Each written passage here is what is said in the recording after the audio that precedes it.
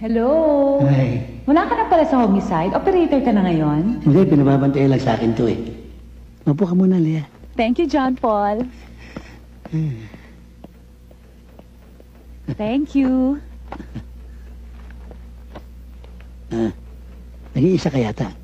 Wala kasi ang daddy nasa kantin kumakain. Mabuti naman. Walang sumusunod sa Doberman.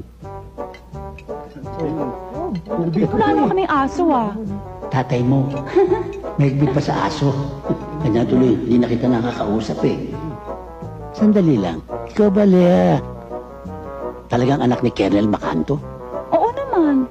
May kamalasan ka rin, ano? Dahil maganda siguro nanay mo. Ay, ubod talaga ng ganda, mami. Ubod ng ganda. Doon ka nagmana.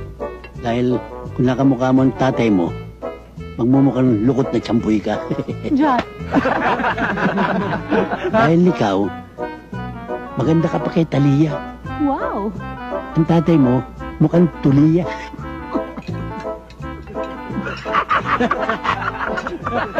Mukha ka kuya! Mukha mo mukhang tahong! Lea, palagay ko ito ng timing. Ano yun? Magtatapat ko sa'yo talagang nung umalis ka, patungong Amerika, talagang nagdurugo ang puso ko. Pero, nung makita kita sa airport, nagluksong tinik ang puso ko. Tuwan-tuwa ako. Talaga? Pero, secret ha? Secret. Huwag mo sasabihin sa tatay mo. Tandaan nyo ha! Sabi nito sana, secret yan ha!